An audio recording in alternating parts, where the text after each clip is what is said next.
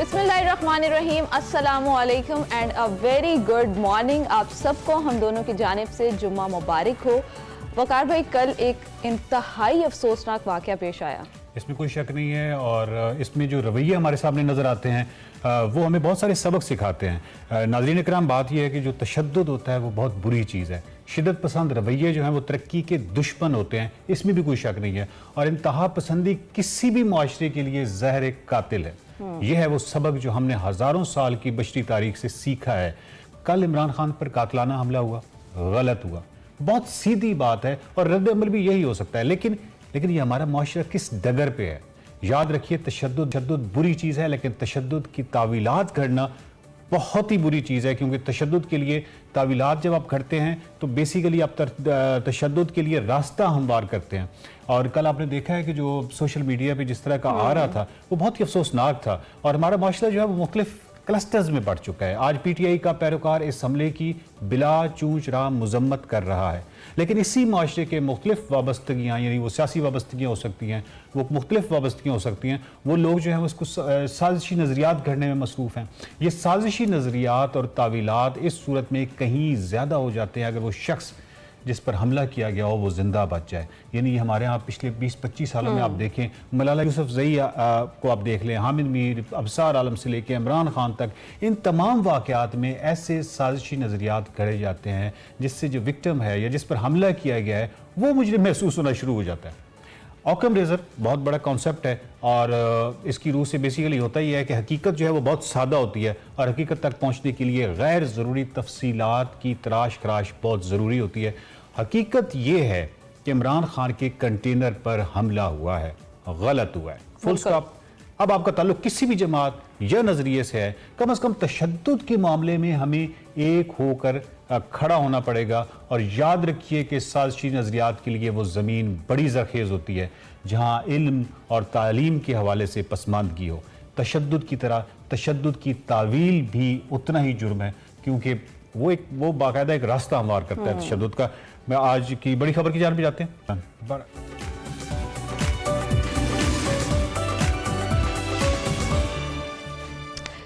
नाजरीन, अगर मुल्क में मुआशी और सियासी सूरत हाल की बात करें तो इस वक्त इंतशार नजर आता है हमें। गुज़िश्ता रोज़ गुजरांवाला में वजीराबाद के करीब लॉन्ग मार्च पर कंटेनर पर फायरिंग की गई। इमरान खान को जिसमें निशाना बनाया गया, उन पर कातलाना हमला किया गया, उनकी टांग में गोली लगी।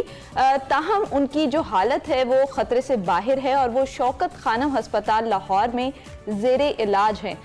फायरिंग से एक शख्स जाँ बहक हुआ, जबकि PTI समेत 5 रहनुमाओं को जो है गोलियां लगी और वो जख्मी भी हुए। वाक़े के बाद PTI कारकुनों में काफ़ी इंतशार जो है वो फैल चुका था और मुल्क भर के मुख्तलिफ शहरों में शदीद एहतजाज किए गए रात भर। और इसके अलावा जो दीगर सियासी रहनुमा हैं उनके घरों पर पथराव भी किए गए और उनके घरों के बाहर जो है मुजाहरे भी किए गए, नारेबाजी भी की गई। हमले के बाद असद उमर ने इमरान खान का पैगाम जो है वो मीडिया तक पहुंचाया, जिसमें उनका कहना था कि हमले के जिम्मेदार बराह रास्त वजीर आजम पाकिस्तान, वफाकी वजीर दाखिला और एक सीनियर अफसर है। इनके खिलाफ पर्चा होना चाहिए और उन्होंने ये भी कहा कि इन तीनों अफराद को ओहदे से हटाना चाहिए। और बात यह है कि उन्होंने कहा कि इन्हें अगर बरतरफ न किया गया तो मुल्क भर में शदीद एहतजाज किया जाएगा। और असद उमर ने यह भी बताया कि लॉन्ग मार्च जो है वो जारी रहेगा और हकीकी आज़ादी लेके रहेंगे। आज लाहौर में PTI लीडरशिप का एक अहम इजलास हो रहा है जिसमें अहम फैसले मुतवक्के हैं और वफाकी हुकूमत और ISPR की जानिब से वाक़े की शदीद मजम्मत भी की गई है। इमरान खान की सेहतयाबी की दुआ की है। लेकिन यहाँ हैरत अंगेज़ बात यह है कि वाक़े के चंद ही लम्हों बाद पंजाब पुलिस ने हमला आवर का वीडियो पैगाम जारी कर दिया, जिस पर वज़ीर आला पंजाब ने मुतल्लिका थाने के पूरे अमले को मुअत्तल कर दिया है और वाक़े की तहकीकात के लिए JIT बनाने का ऐलान किया है। इस तमाम सूरत हाल पर बात करने के लिए हमें ज्वाइन किया है शाह महमूद साहब ने, रहनुमा है PTI के। कुरैश साहब, मेरी आवाज़ आ रही है? कुरैश साहब जी आ रही है। कुरैश साहब, ये बताइएगा कि एक तो आज बहुत ही अहम इजलास होने जा रहा है और उस इजलास में क्या जो फैसले हैं वो मुतवक्के हैं PTI के? देखिए, कल के वाक़े के बारे में तो लोग बाखबर हैं जी। इमरान खान साहब जैसे अपने ऑपरेशन थिएटर से बाहर आए और वनूदगी से बाहर आए तो उन्होंने मुझे असद उमर साहब को और मियां असद इकबाल जो हमारे सीनियर वजीर हैं हुकूमत पंजाब के, उनको जो उनका आईसीयू का रिकवरी रूम है हमें तलब किया, ठीक, हमें बुलाया, ठीक, हम जाके उनसे मिले। सही। पहली बात तो मैं कौम को बताना चाहता हूं कि अल्हम्दुलिल्लाह वो खतरे से बाहर है और अज़म है, उनका हौसला बुलंद है और उनके इरादे पुख्ता हैं। ये बहुत अच्छी खबर। वो बहुत ईमान वाले हैं और निडर इंसान हैं। मैंने कल उस तकलीफ में, जख्मी हालत में जो उनका हौसला और अज़म देखा, वो उसको मैं बयान नहीं कर सकता। कोई शक नहीं है कुरैशी नंबर साहब, एक। वो स्पेशली निकल रहे थे कंटेनर से और वो जो मुस्कुरा के उन्होंने आवाम की तरफ जानिब देखा है, तो वो बहुत ही कमाल जेस्चर था। नंबर 2, जी कुरैशी, उन्होंने मैं जब रास्ते में था, मुझसे आने से पहले असद उमर साहब और असद इकबाल साहब को बुलाकर अपना जहन दे दिया और इजहार कर दिया था, जिसका वीडियो क्लिप के जरिए असद उमर साहब ने उसका बयान कौम के सामने नुक्ता नजर पेश कर दिया। जी, इमरान खान साहब के पास पेश की इतलात थी कि उन पर हमला हो सकता है। उन्हें एक खबर थी कि मंसूबाबंदी हो रही है और उनको निशाना बनाया जा सकता है। यहाँ तक कि ये भी एक अंदिया दिया गया कि उन्हें जो कल उन्होंने सफर करना था उस पे वो न जाए, लेकिन वो इतने पुख्ता इरादे के शख्सियत हैं, उन्होंने बिल्कुल अपने सफर को जारी रखा और फिर जो कुछ हुआ वो सारी कुरैशी साहब, इसका मतलब है कि जो इल्जामात उन्होंने लगाए हैं वो जो सियाक पे, क्या वो इतने मजबूत हैं कि मतलब आपको नहीं लगता जैसे बहुत कबल अज़ वक्त है, या वो शवाहिद इतने ज्यादा मजबूत हैं जिसकी बुनियाद पर उन्होंने कबल अज़ वक्त ही ये इन तीनों के नाम ले लिए? मुझे ये बताइए, अभी जख्मी अस्पताल में है, जेर इलाज है, जिंदगी मौत की कश्मकश में है। मुझे ये बताइए, वो जो मुल्जिम वहां से गिरफ्तार होता है उसका वीडियो रिकॉर्ड कौन करता है और वो नशर कौन करता है? क्या ये कबल वक्त नहीं है? अगर आपने एक मुल्जिम को पकड़ा है और आपने रिकॉर्ड के लिए उसका बयान कलमबंद किया है, उसको नशर करने की क्या जरूरत थी? ये बहुत बड़ा एक सवालिया निशान है। पुलिस तक रहता तो बात समझ आती है, उसको पब्लिक करने की क्या जरूरत थी? कबल वक्त चाल कौन चल रहा है, ये किसने किया है, ये सोचने की बात है। देखिए, मैं कोई गैर जिम्मेदाराना बात भी नहीं करना चाहूंगा, लेकिन मैं आपको ये अर्ज करना चाहूंगा, इस वक्त गमोसा है, लोग इस्तिराब की कैफियत में हैं। और फिर उसके ऊपर आप देखें कि वजीर दाखिला राना सनाउल्लाह का जो बयान है और जो उन्होंने कल बातें की हैं, यहाँ लोग जिंदगी और मौत की कशमकश में हैं और वो जलती पर तेल छिड़क रहे हैं। वो उनके बयानात से मजीद वो आग लगा रहे हैं। ये क्या ये काबिल गौर बात नहीं है? यहाँ उन्हें तो कुछ मतलब कुछ उनमें वजादारी होनी चाहिए थी, उन्हें एहसास होना चाहिए था, लेकिन उन्होंने कल के वाक़े को भी एक अजीब रंग देने की कोशिश की और इस पर जितनी उनकी मजम्मत की जाए वो कम है। ठीक है, शाह महमूद कुरैशी साहब, मुझे जी सर कंप्लीट कीजिएगा। मैं कर रहा हूँ कि इमरान खान के ज़हन में क्लैरिटी है, बिल्कुल क्लियर है और आज उनकी गुफ्तगू के बाद फैसला हुआ है कि आज सीनियर लीडरशिप उनसे मुलाकात करेगी और इंशाअल्लाह उम्मीद है कि वो अल्लाह ताला के फजलो करम से इस शक्ल में होंगे कि वो खुद उस में शामिल हो सके। मीटिंग हमने तय कर ली है, वहीं अस्पताल में होगी। अच्छा। और सीनियर लोगों को वहाँ मदऊ किया गया है और इमरान खान साहब की जो मजीद गुफ्तगू है और रहनुमाई उस सीनियर लीडरशिप से वो अपना जहन शेयर करेंगे। मेरी गुजारिश ये है कि जो 3 नाम उन्होंने लिए हैं, उनकी नजर में वो अपने हमले का इन 3 हजरात को जिम्मेदार ठहराते हैं। उनके जहन में कोई अभाम नहीं है। वो ये मुतालबा कर रहे हैं और तहरीक इंसाफ पॉलिटिकल पार्टी ये मुतालबा कर रही है, हम ये मुतालबा कर रहे हैं कि मुल्क को मजीद किसी हैजानी कैफियत से बचाने के लिए इन तीनों हजरात को स्टेप डाउन पेन फॉर मुस्तफी होना चाहिए। ठीक है। और अगर ये अपने इक़्तिदार को चिपके रहते हैं तो हालात मजीद बिगड़ने के इम्कान है। शाह महमूद कुरैशी साहब, मुझे आखिरी बात सुन ले, आखिरी बात सुन ले। जी जी। तहरीक इंसाफ के कारकुनान जहां जहां हैं, उन्हें मेरा ये पैगाम है कि आप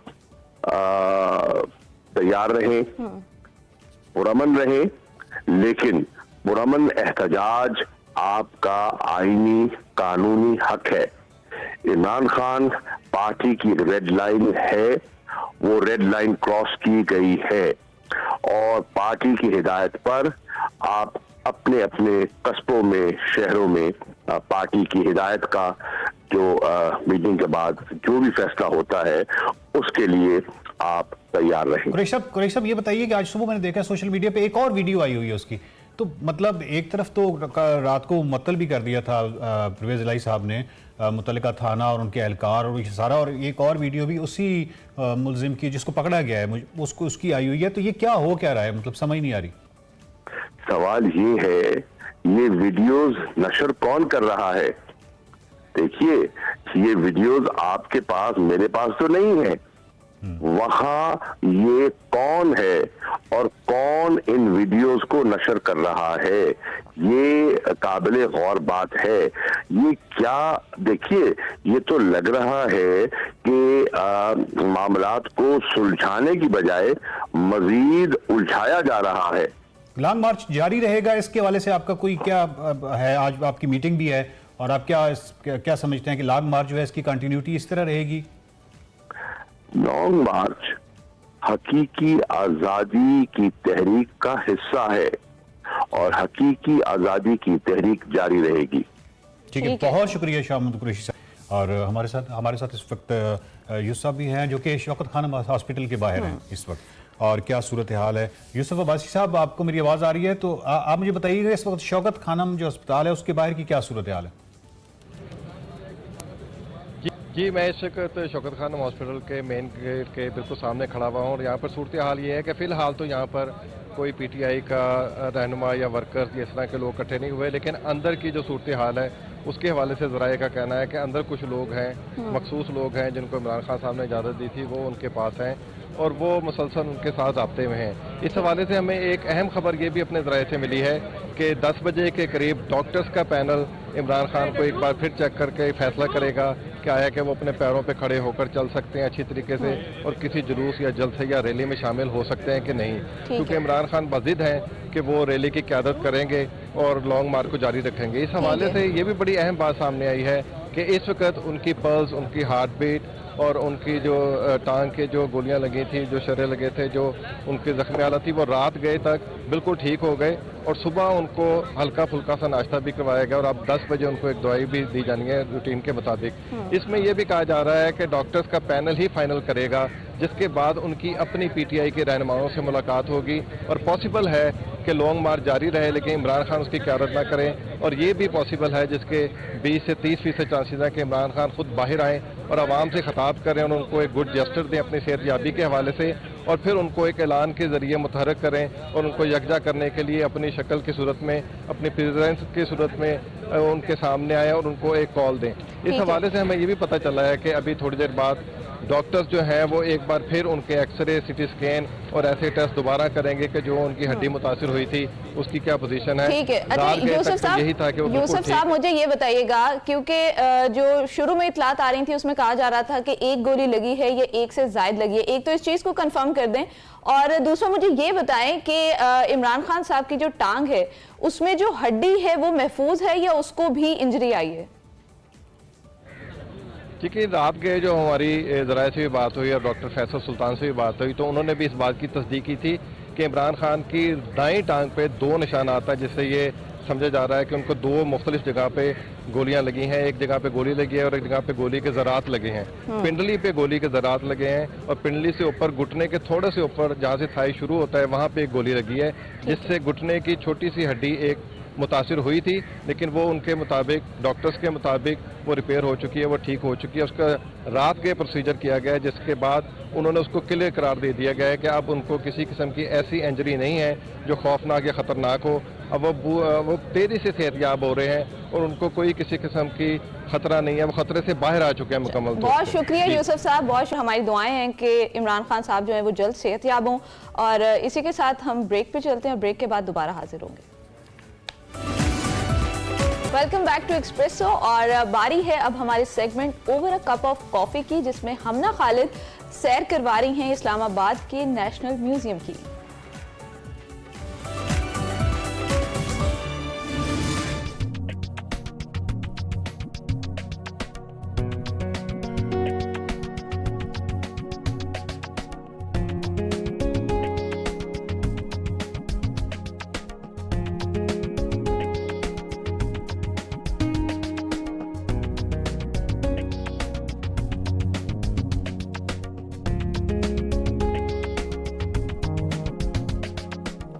अस्सलाम वालेकुम। आज over a cup of coffee में मैं हूँ आपकी होस्ट हमना खालिद और आज इस टाइम में इस्लामाबाद म्यूज़ियम में, जो कि नेशनल म्यूज़ियम है, और इस चीज़ की थोड़ी सी डिटेल मुझे खुद आज पता चली, क्योंकि मुझे नहीं लगता कि हमारे यानी मेरे बचपन में कभी ऐसा हुआ कि ट्रिप यहाँ पे आया हो, क्योंकि म्यूज़ियम्स और भी बहुत हैं इस्लामाबाद में, लेकिन बेसिकली ये नेशनल म्यूज़ियम है और सारी जितनी भी हमारी स्टोन एज के ज़माने से लेकर अब तक की जितनी भी चीज़ें हैं जो कि पाकिस्तान में ही और पाकिस्तान ही ऑन करता है वो इस म्यूज़ियम में। तो ये मुझे आज बड़ा अच्छा लगा और प्राउड फील और भी बहुत सी ऐसी न्यूज़ मिली। लेकिन इस टाइम मेरे साथ हैं आर्कियोलॉजिस्ट और यहाँ के डायरेक्टर अब्दुल गफूर। तो पहले उनसे मिलेंगे, उनसे पूछूंगी सारी डिटेल। आज आप लोगों को भी जानने को बहुत कुछ मिलेगा और साथ मुझे भी। अस्सलाम वालेकुम। वालेकुम अस्सलाम। कैसे हैं आप?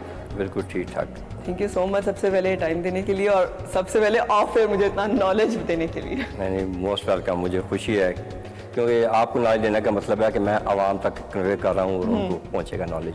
अच्छा, सबसे पहले तो मुझे डिफरेंस बता दें, जो कि हमारे जैसे कि डिफरेंट म्यूज़ियम्स हैं इस्लामाबाद में जहाँ पे सब विज़िट करते हैं, लेकिन यहाँ पे थोड़ा सा अवेयरनेस शायद या डिफरेंस आवाम को नहीं पता, क्योंकि ये इस्लामाबाद म्यूज़ियम है और आपने कहीं नेशनल है। बिल्कुल। तो यहाँ पे क्या क्या चीज़ें डिस्प्ले हैं? देखें, इस्लामाबाद में जिस तरह आपने जिक्र पहले भी किया कि बहुत सारे और भी म्यूज़ियम हैं, लेकिन उनका स्कोप और उनका पोटेंशियल बहुत डिफरेंट है। ये नेशनल म्यूज़ियम ऑफ पाकिस्तान है। इसमें पाकिस्तान का जितना हेरिटेज है, कल्चर हेरिटेज, वो सारा यहाँ डिस्प्ले किया गया और उसकी जो क्रोनोलॉजी है वो 2 मिलियन ईयर से शुरू हो जाती है। और ये बहुत बड़ी बात है क्योंकि इस वक्त दुनिया में जो ओल्डेस्ट स्टोन टूल मिलता है वो 3.5 मिलियन ईयर ओल्ड है और कीनिया में मिला है। और उसके बाद जो हमें पाकिस्तान में ओल्डेस्ट स्टोन टूल मिलता है वो 2 मिलियन ईयर अगो मिला है और रवात इस्लामाबाद से मिला है। और हमें प्राउड है इसके लिए कि हमारा हेरिटेज इतना ओल्ड है। हर पीरियड के आर्टिफैक्ट्स यहाँ मिलेंगे और डिफरेंट कल्चर जो पाकिस्तान में डेवलप हुए हैं, इवॉल्व हुए हैं, वो सारे इस म्यूज़ियम में एक जगह पर डिस्प्ले किए गए हैं। 2 मिलियन आपने ईयर्स अगो का बताया, यानी I think so stone age का ज़माना। Stone age earliest. अच्छा, वहाँ से स्टोन एज के ज़माने से शुरू है। तो हमारी क्या पूरी हिस्ट्री के साथ हर चीज़ अवेलेबल है, जैसे बलूचिस्तान, मर्दान के स्टोन्स, उसके बाद हड़प्पा, फिर मेरे ख्याल में मोहनजोदाड़ो, कुछ इस तरह से ही है।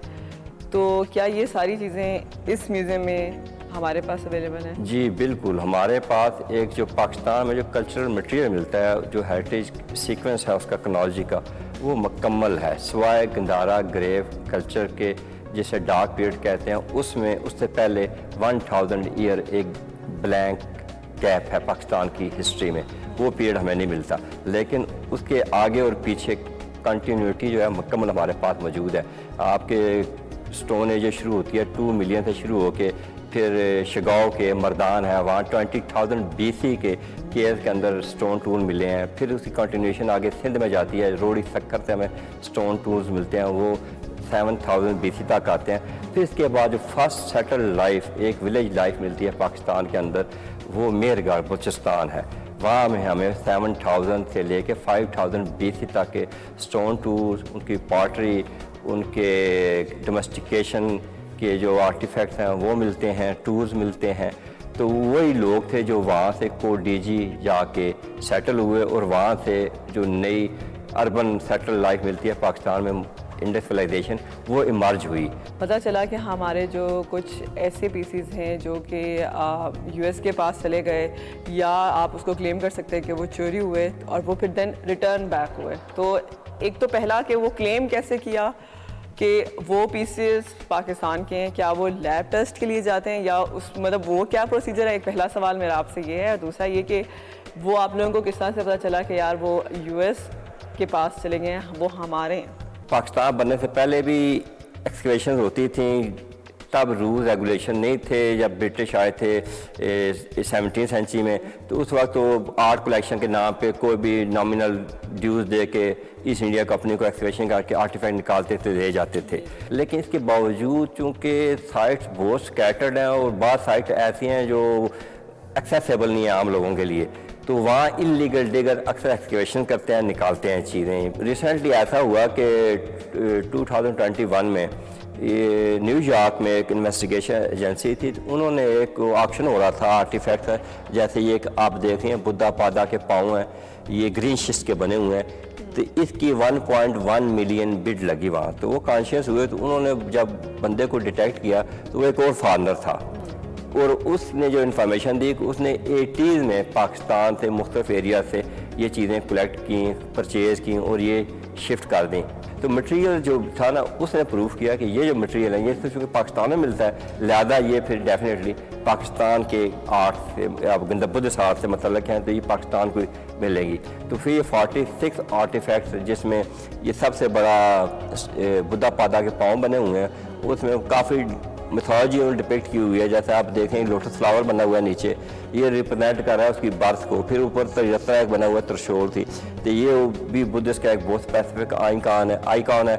उसके ऊपर एक धर्मा चक्रा व्हील ऑफ लॉ बना हुआ है। फिर ऊपर आप देखेंगी वो स्वास्तिका बने हुए हैं। ये सारे मोटिव ना एक स्पेसिफिक आइडेंटिटी रखते हैं बुद्धिज्म के अंदर, मिथोलॉजी के अंदर। मुझे लगता है कि यहाँ ट्रिप्स आने चाहिए और बच्चों को ज़रूर अवेयरनेस होनी चाहिए, और थोड़ा सा इसके लिए दिमाग लड़ाने की ज़रूरत है। और अदर देन बेसिक फील्ड से निकल के एज एन आर्कियोलॉजिस्ट की रिसर्च पे जाने के लिए भी, और ये फील्ड को भी पॉलिश करने के लिए ये चीज़ें सारी ज़रूरत हैं जो कि मुझे महसूस हो रही हैं, और ये आप लोगों को भी आज अच्छा लग रहा होगा। तो अब ऐसा करते हैं, थोड़ा म्यूज़ियम जो है हम विज़िट कर लेते हैं और थोड़ी सी आप मुझे और एक्सप्लेन कर दें, क्योंकि मुझे बहुत मज़ा आ रहा है। प्लीज़।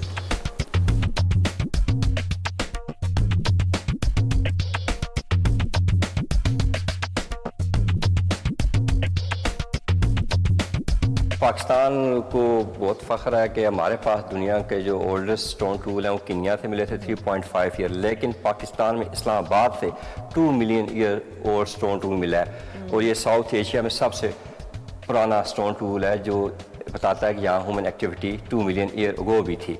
और इसके साथ ही ये कंटिन्यूएशन चल रही है। जो 20,000 BC मर्दान शिगाओ केव में स्टोन टूल मिलते हैं, इसके साथ ही ये 10,000 BC में अपना रोड़ी और सक्कर सिंध में भी स्टोन टूल चल रहे हैं। और ये स्टोन लाइफ चल रही है, एक स्टोन एज है, पैलियोलिथिक। लेकिन फिर जो first time settle life Pakistan में मिलती है वो मेरगढ़ बलूचिस्तान से मिलती है। उनके यहाँ जो पार्टरी हमें मिलती है या स्टोन टूल्स मिलते हैं वो बाद में मंजरदाड़ों के हमें बॉटम से मिलते हैं। यानी कि ये कंटिन्यूएशन थी जो मेरगढ़ की सेटल लाइफ से शुरू हुई और कोडीजी में जाके डेवलप होती है, और वो लोग फिर हमें मंजरदाड़ों सिंध में मिलते हैं।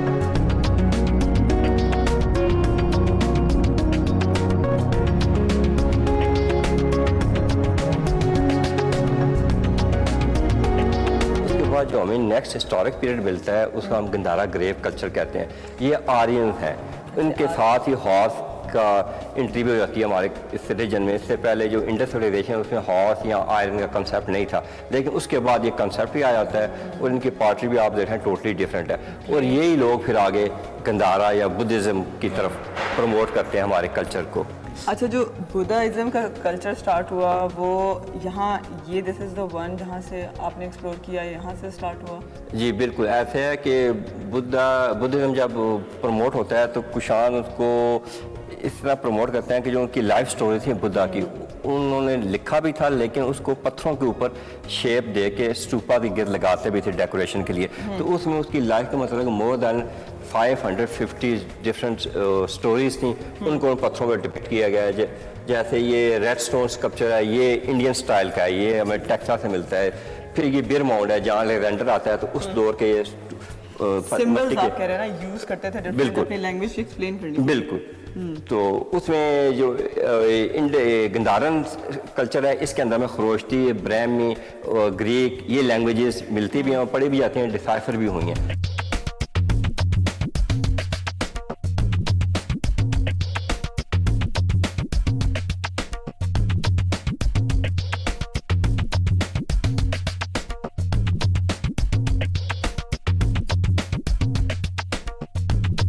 अब जैसे ये आप देखें एक व्हील बना हुआ है पैनल के ऊपर, ये उसका बताते हैं जब बुद्धिज्म में उसने स्टार्ट किया ना, मजहब का आगाज किया, तो ये व्हील बनाया जाता है। तो ये कभी कभी अकेला अलग बना होता है जब उसके साथ फीचर नहीं बने होते, लेकिन यहाँ बुद्धा भी बना हुआ है तो उसका हेड सेपरेट है, यहाँ टूटा हुआ है। ये उसकी रैलिक्स जो डिस्ट्रीब्यूट हुई थी जब मुख्तलिफ स्टेट में, तो वो दिखाया गया सीन को हाथी पे सवार होकर लेके जा रहे हैं। अब ये फीमेल डाइटी है, ये बुद्ध का स्वाद से मिली है, ये भी बुद्धा का इमेज बना हुआ है, वो मेडिटेशन कर रहा है, उसके सीन्स हैं। तो ये मुख्तलिफ आर्क पैनल के अंदर एक डिफरेंट स्टोरी है। अच्छा, जो कुछ पीसेज आप बताते यूएस से आए कि उनमें से कुछ बिल्कुल, ये चंद पीस हैं 46 में से जो यहाँ डिस्प्ले किए गए हैं। इसमें वो टॉयलेट ट्रे भी हैं जिन पे ग्रीक मिथोलॉजी डिपिक्ट की गई है, फिर बुद्धा के ऐड बने हुए हैं, फीचर्स बने हुए हैं, फिर रैलिक कैस्केट हैं जिसमें बुद्ध साहब अपनी ऐशेज़ रख के बरी करते थे स्टूपा के अंदर।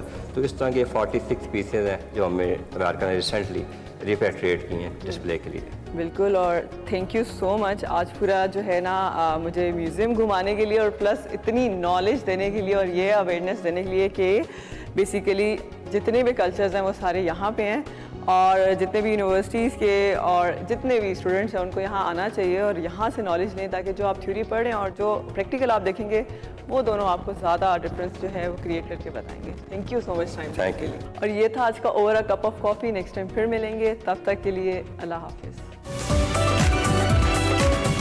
वेलकम बैक टू एक्सप्रेसो और प्रोग्राम के दूसरे हिस्से में आपको खुशामदीद कहते हैं। इस हिस्से में हम बात करेंगे पाकिस्तान की मौजूदा सियासी सूरत हाल के बारे में और इसके अलावा मजीद भी हमारे पास कुछ चीज़ें हैं। लेकिन सबसे पहले सियासी सूरत हाल की बात करते हैं तो मुल्क में जो इस वक्त सियासी अदम बर्दाश्त है वो ख़तरनाक हद तक बढ़ चुका है। घरों से लेकर इक़्तिदार के ऐवानों तक रवादारी का शदीद बहरान है, अफरा तफरी है, अदम इस्तेहकाम है, सियासी इंतशार और तसादुम भी दिखाई दे रहा है। अवाम हमें डिवाइडेड नज़र आती है, नफ़रतें बहुत हद तक बढ़ चुकी हैं, बदतहजीबी और बदकलामी दोनों चीज़ें अरूज पर हैं।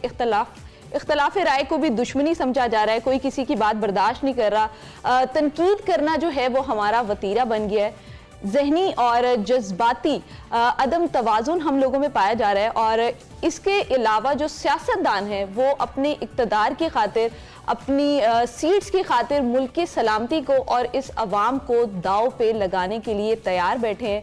अदम बर्दाश्त का एक कल्चर है जिसको फ़रोग़ दिया जा रहा है सियासतदानों की जानिब से। सियासी इख्तलाफात घरों और गलियों तक पहुँच चुका है। हुकूमत और PTI दोनों अपने अपने मौक़िफ़ पर डटे हैं और दोनों की तरफ से किसी किस्म की कोई लचक नज़र नहीं आ रही, किसी किस्म के जो राब्ते हैं उनमें किसी किस्म की कोई चीज़ नज़र नहीं आ रही कि आगे जाके ये एक टेबल पर बैठेंगे और इन तमाम तर मसलों को जो है ये हल करेंगे। जज्बाती फैसले हो रहे हैं, एक दूसरे को नीचा दिखाने के लिए संगीन इल्ज़ामात लगाए जा रहे हैं और खुदारा अब भी वक्त है होश के नाखुन लें, जिद को छोड़ें, दरगुजर से काम लें, तहम्मुल का मुजाहरा करें, मुल्क के लिए अपनी अनाओं को कुर्बान करें। फिलहाल अफ़ाम व तफ़हीम से काम लिया जा सकता है, तमाम इदारे अपना अपना किरदार अदा कर सकते हैं, मुज़ाकरात की मेज़ पर आ सकते हैं और मिल बैठकर ये तमाम मामलात जो हैं ये तय किए जा सकते हैं, मुफाहमत और दरमियानी रास्ता निकाला जा सकता है और मुल्क को सियासी इंतशार और तसादुम से बचाया जा सकता है। वरना खुदा न खास्ता हालात कंट्रोल से बाहर हो गए तो फिर ना इक़्तिदार बचेगा, ना हुक्मरान बचेंगे, ना सियासतदान बचेंगे। इसी पर बात करने के लिए हमारे साथ हमें ज्वाइन किया है आमिर ज़िया साहब ने, जो कि सीनियर तज्ज़ियाकार हैं, और गुजरावाला से हाफिज़ शाहिद मुनीर साहब हैं। हाफिज़ साहब, आपकी तरफ आऊँगा। हाफिज़ साहब, ये बताइएगा, कल एक तो जब ये वाक़या हुआ तो आप वहाँ पे मौजूद थे, अपने पेशा वराना जो फ़राइज़ है वहाँ पे सर अंजाम दे रहे थे, तमाम जो है वो आपने अपनी आंखों से देखा है वो तमाम वाक़या। इसके हवाले से एक तो थोड़ा सा ये बताइएगा कि कल वो जितना भी वाक़या हुआ है और जो सियासी इंतशार और तसादुम भी बढ़ता हुआ दिखाई दे रहा है, और वो जो मुल्ज़िम पकड़ा है तो उसके हवाले से अगर कोई अपडेट है तो वो भी थोड़ा सा बताइएगा।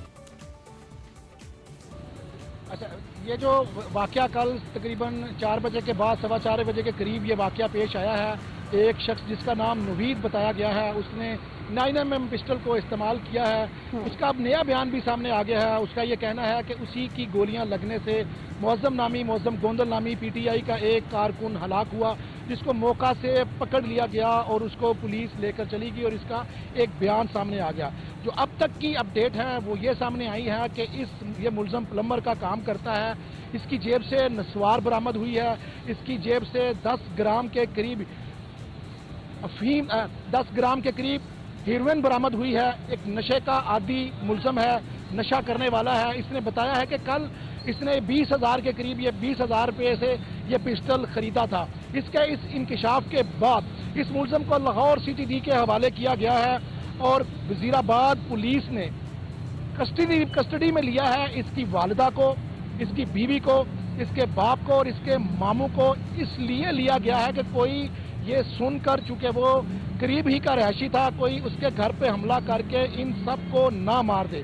उसके बाद कल इस मुल्ज़म का फौरी तौर पर CDR लिया गया है और उसके कल के दिन के अंदर राब्ते में रहने वाले 10 लोगों को भी CTD पुलिस ने उठाकर खुफिया मकाम पर मुंतकिल कर दिया गया है। कल एक शख्स का नाम चलाया गया कि एक फैसल भट्ट नामी नौजवान भी इस हमले में शामिल है। तो CTD ने बताया है कि वो मौके पर मौजूद नहीं था।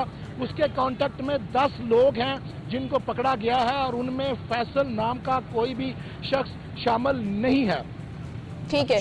अच्छा, मुझे शाहिद साहब ये बताइएगा कि एक मुल्जिम जो है वो तो पकड़ा गया उस जगह से, लेकिन आपको क्या लगता है, क्योंकि आप वहां पर उस टाइम मौके पर मौजूद थे, आप ऐनी शाहिद हैं इस पूरे इंसिडेंट के, तो आपको क्या लगता है कि ये एक ही शूटर वहां पे मौजूद था या इसके अलावा शूटर्स भी मौजूद हो सकते हैं?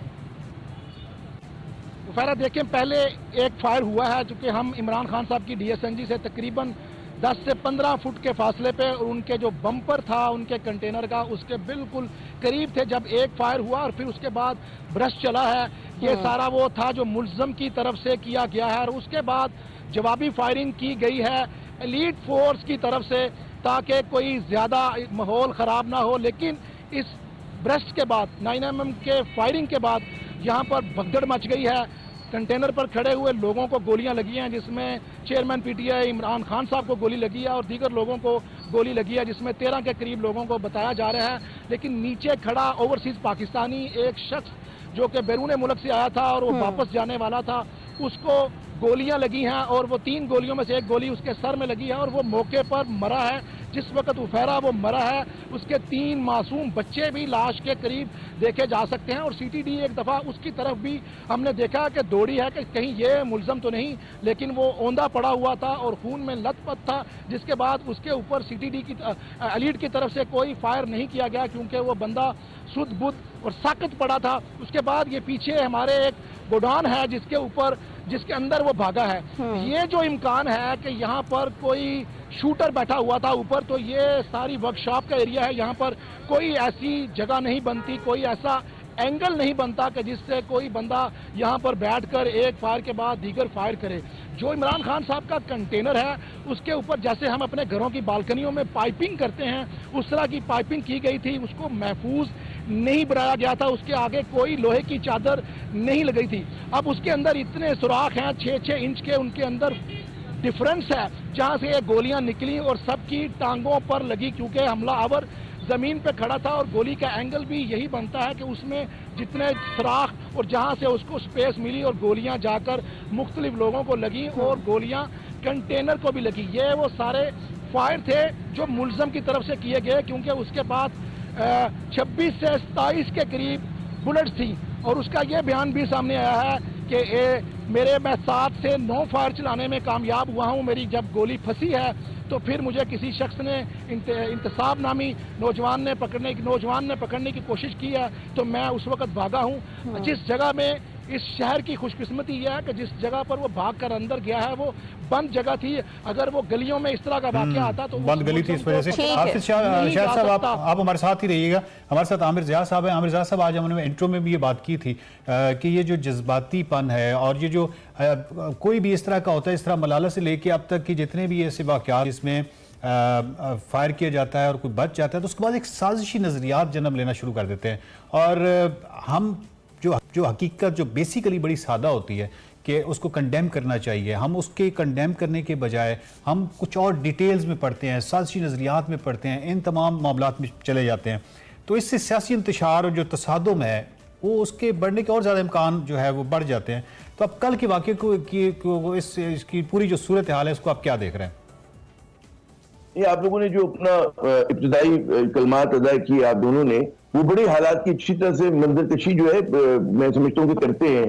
जो सब सूरत हाल है, मुल्क में तकसीम है, सियासी इंतशार है, अदम इत्मीनाद है, ये तमाम चीजें अपनी जगह। और वो लेकिन इसमें जो बड़ा सवाल है कि सब कुछ क्यों हुआ, कैसे हुआ और हम इस मंजिल पे कैसे पहुंचे, क्यों पहुंचे। उसकी एक बहुत बड़ी वजह है कि आज बहुत बड़ी कवामी राय है जो समझती है कि जी जिन लोगों ने बदनामी की इस मुल्क में और जिन लोगों ने लूट मार किया, उनके ऊपर जो हमारी ही एजेंसी, हमारी ही जो है सुप्रीम कोर्ट जो थी सेक्शन माफिया कहा करती थी, आज उनको इक़्तिदार सौंप दिया गया बड़ी आसानी के साथ। अब ये एक बहुत बड़ा सवाल है और अवामी परसेप्शन जो है वो ये समझती है कि जी ये चीज जो है गलत हुई है। उसकी वजह से आप देखते हैं कि बदइत्मीनादी जो है न सिर्फ हुक्मरानों से है बल्कि इदारों के खिलाफ भी बढ़ती जा रही है और रियासत के और उसके निजाम पर से लोगों का इत्मीनाद मजरूह हुआ है। और फिर जब लोग देखते हैं कि जी शाहरुख तो एक कातिल है और वो छोड़ दिया जाता है, नाज़िम जो केस के अंदर जो है कातिल छोड़ दिया जाता है, तो फिर उसके अंदर मजीद आप लोगों का जो अवाम का इत्मीनाद है वो खराब होता है, मुजल्जल होता है इस चीज के ऊपर। बस बच्चों ये सारे जो फैक्टर्स हैं इसको हमें कहते हैं इग्नोर नहीं करना चाहिए। अब यहाँ पे इमरान खान पाकिस्तान के मकबूल तरीन रहनुमा है, उसके बारे में कराची तक खैबर उनकी एक फॉलोइंग है बहुत बड़ी, तो उनके ऊपर जो इस तरह का हमला होगा जिसके खदशात के इजहार बहुत अरसे से किया जा रहा था और फिर उसमें हुकूमत ने भी कोई मदद नहीं की है। हुकूमत के जो हुक्मरान वज़रा हैं उनके जो बयानात आ रहे थे, जो प्रेस कॉन्फ्रेंसेज हो रही थी, जो सख्त लहजा अपनाया गया था, जो धमकी आमेज लहजा था। अब आप मुझे बताइए राना सनाउल्लाह साहब वज़ीर दाखिला की बजाय वो चीजों को कहते हैं ना स्टेबलाइज करते, कंटेन करते, उनका जुमला ये था कि मैं मत जेल में डालूंगा, मैं देख लूंगा, मैं फला कर दूंगा, तो तमाम चीजें लोग भी एनालाइज करते और उसकी वजह से मैं समझता हूँ कि फिर आप एक रद्द-ए-अमल देखते हैं। तो रद्द-ए-अमल हुआ, मैं नहीं कह रहा कि ये कोई मस्बत चीज हुई है, अच्छी चीज हुई है, लेकिन बात चीजें जो होती है वो आपके कंट्रोल से बाहर होती हैं और हमने बारहा देखा।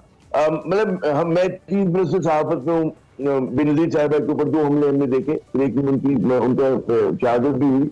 उससे पहले मुर्जा भुट्टो का एक वाकया हुआ था और आपको इसके अनगिनत वाकयात मिलेंगे सियासतदानों पे हमलों के, उनके कब्जे के, तो उस पर हमेशा एक रद्द-ए-अमल आता है। जो जितना बड़ा रहनुमा होता है उतना ही बड़ा रद्द-ए-अमल होता है। बेनज़ीर साहिबा से जब हुआ था तो आप याद करें कि पूरे मुल्क में आग लग गई थी और ये जो पाकिस्तान खत्ते का जो जुमला आया था ज़रदारी साहब की तरफ से वो 3 दिन के बाद आया था। उस वक्त पार्टी और पार्टी रहनुमाओं के कंट्रोल में अवाम का जो एक वो होता है ना रद्द-ए-अमल, वो नहीं रहता। अब ये कहना बिल्कुल आप लोग दुरुस्त कह रहे हैं कि जी हमें जज्बाती नहीं होना चाहिए, हमें जो है साजिशों की थ्योरीज पे नहीं जाना चाहिए, लेकिन वो जो कहते हैं कि सियासत की दुनिया बड़ी तल्ख होती है और बड़ी बेरहम होती है और सियासत के सीने में दिल नहीं होता, तो फिर आप उसमें आपको ये सारी चीजें नजर आती हैं। तो बात ये होती है कि जब भी कहते हैं कि कानून की हुक्मरानी होनी चाहिए और इंसाफ की बात होनी चाहिए, ठीक है, क्योंकि इस मुल्क में कानून की हुक्मरानी नहीं, इंसाफ नहीं, तो आप ये देख रहे हैं कि लोग जो है कानून अपने हाथ में लेते हैं।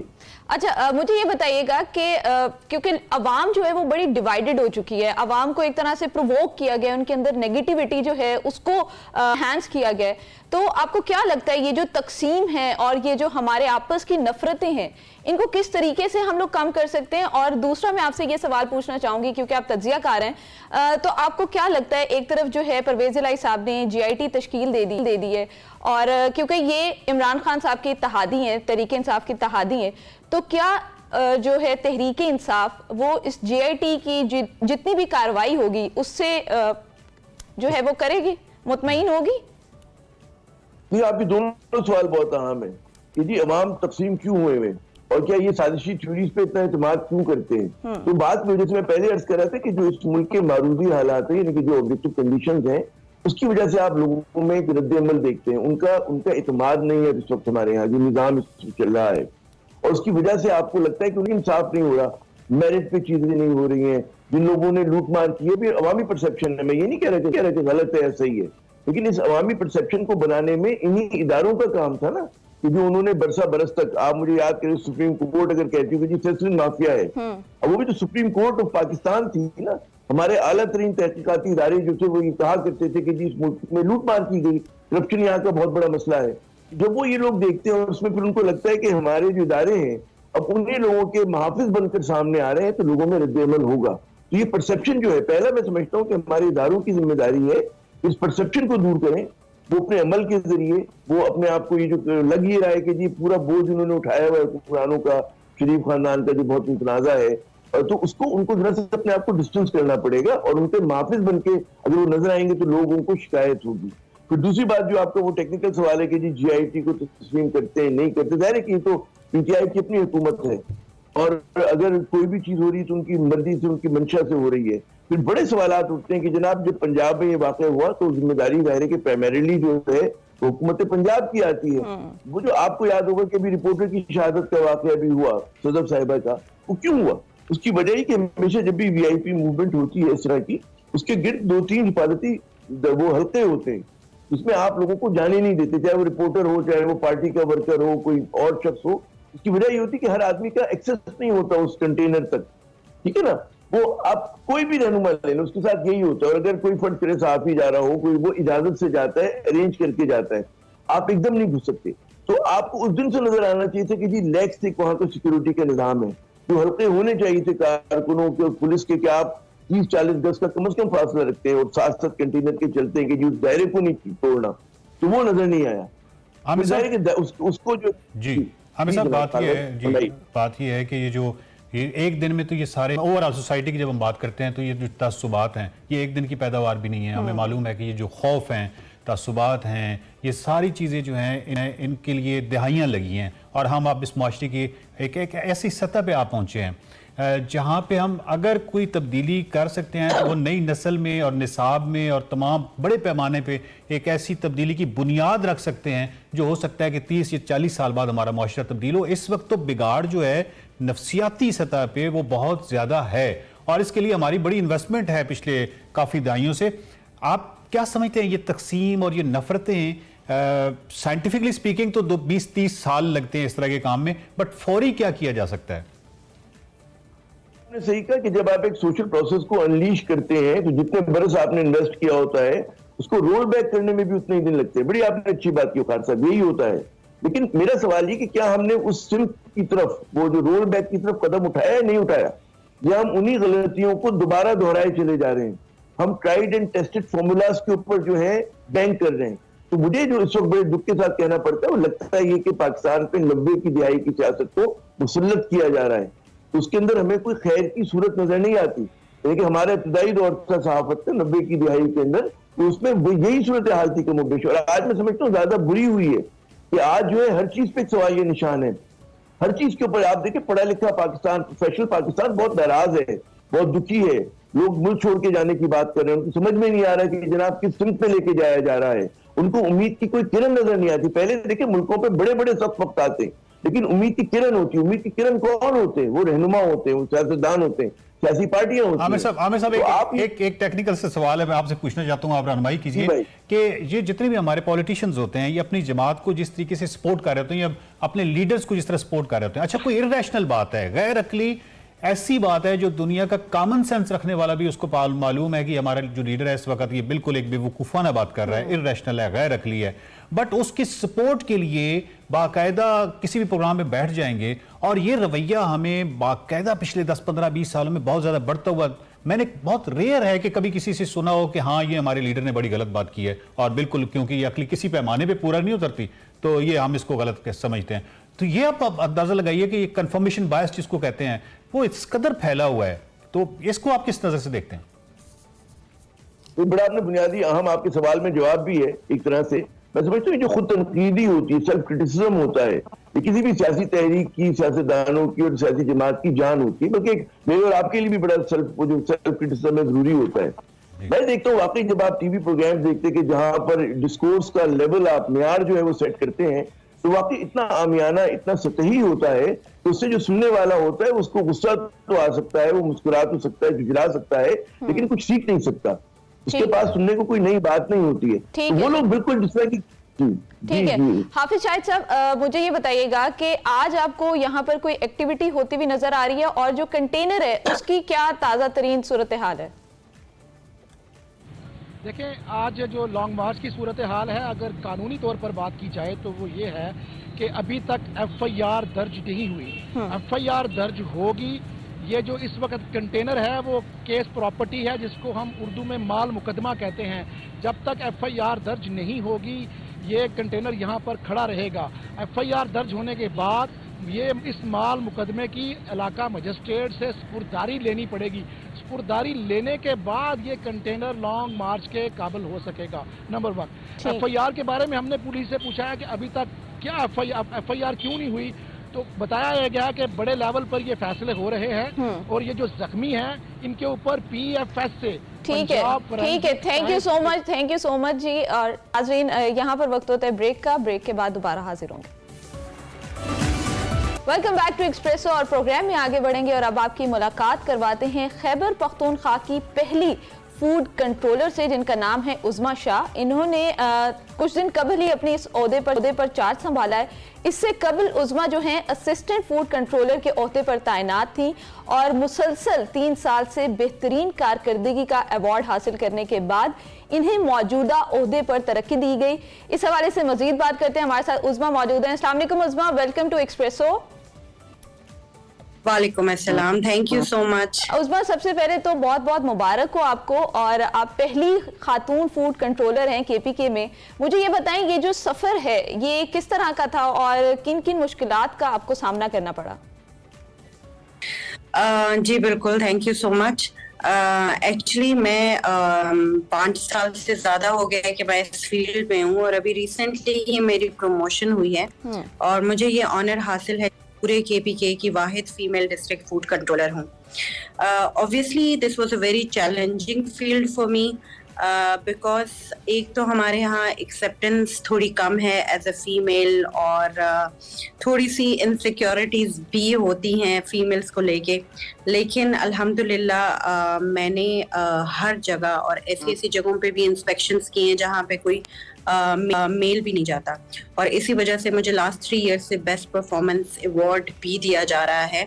और मैं अपने रास्ते में जो भी हर्डल्स आती हैं मैं उनको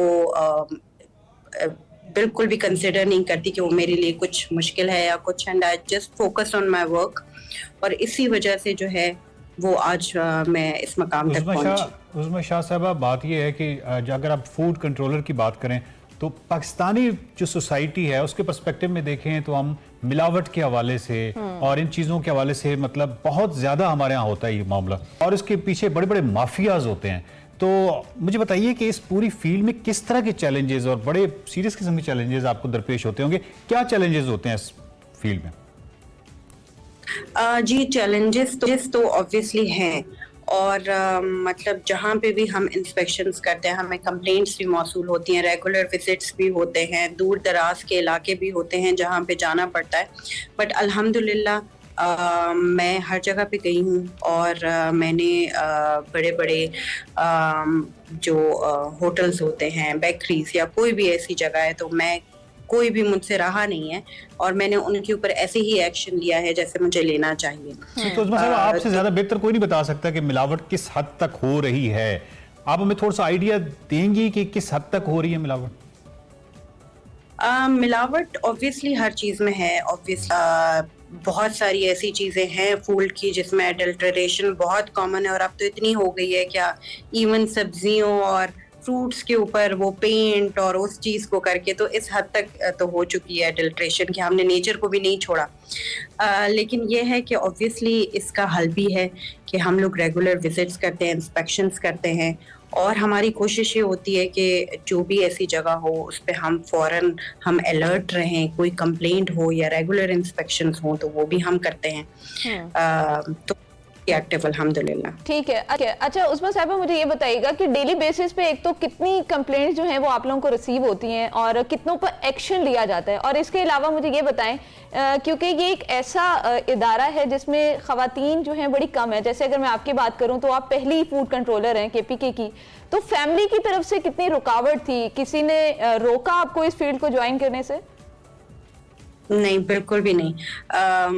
पहले मैं आपको ये बताती चलूं कि I was a lecturer in a government college, और मैं वो जॉब छोड़ के मैं इस जॉब पे आई हूँ, और मेरा interest because I had interest to join some administrative post, तो इस वजह से। और सबसे ज्यादा मुझे जो इनकरेज किया, मैं आपको बताऊं, मेरे भाइयों ने किया।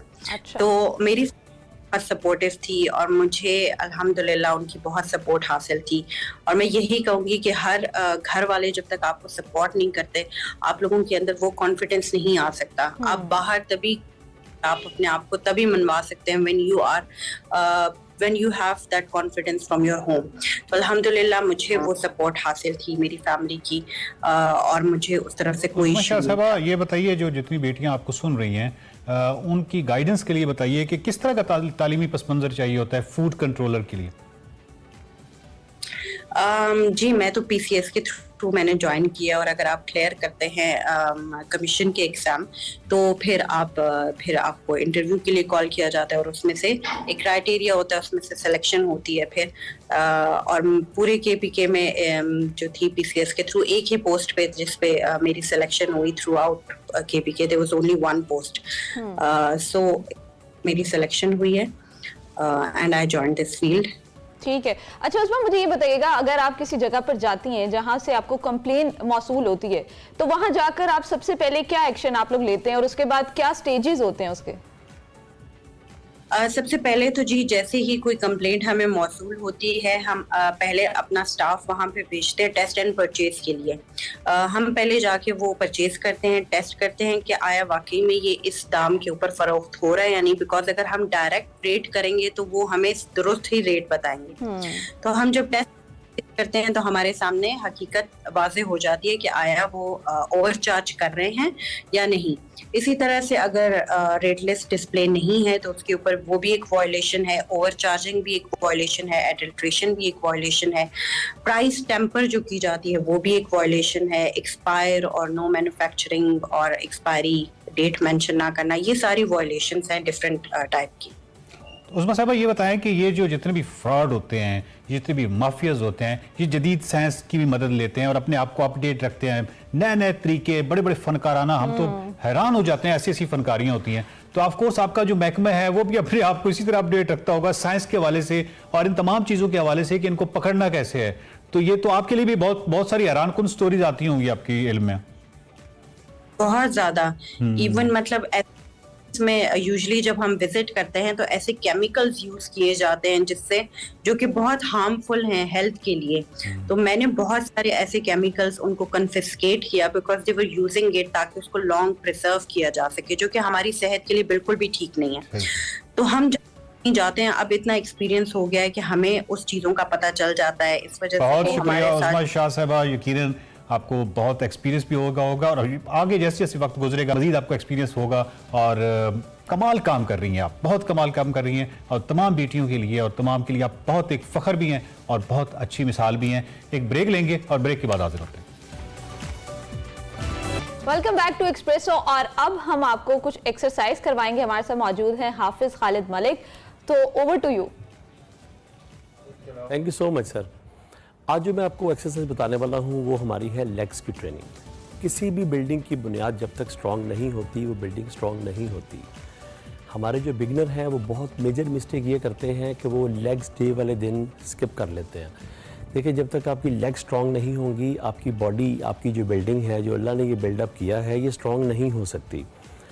आपकी लेग्स की ट्रेनिंग स्ट्रॉन्ग होगी, लेग स्ट्रॉन्ग होंगी, इसके बेशुमार फ़ायदे हैं। आपका स्टेमिना अच्छा होगा, आप कभी भी थकेंगे नहीं, आप कार्डियो अच्छा कर सकते हैं। और आखिर वाले वक्त में जब हम बूढ़े होते हैं उस वक्त हमारी थाइज़, अक्सर आपने देखा होगा कि लेग्स जो हैं वो हमारी बहुत वीक हो जाती हैं, हमारे ग्लूट मसल बहुत वीक हो जाते हैं। उसकी वजह यह है कि अगर हम आज ट्रेनिंग लेग्स की अच्छी करेंगे तो आखिरी दिन तक हमारे ग्लूट मसल भी अच्छे रहेंगे और हमारी लेग्स भी स्ट्रॉन्ग रहेंगी। Let's start training. सबसे पहले हम करेंगे स्क्वाट। हमारी स्क्वाट की ट्रेनिंग वैसे तो स्मिथ मशीन के ऊपर होती है, पावर रैक के ऊपर होती है, चूँकि मेरे पास मशीन नहीं है सो हम इसी पे ही परफॉर्म करेंगे। इसकी भी रेपिटेशन हम 10 to 12 करेंगे। ये हमारी स्क्वाट हो गई।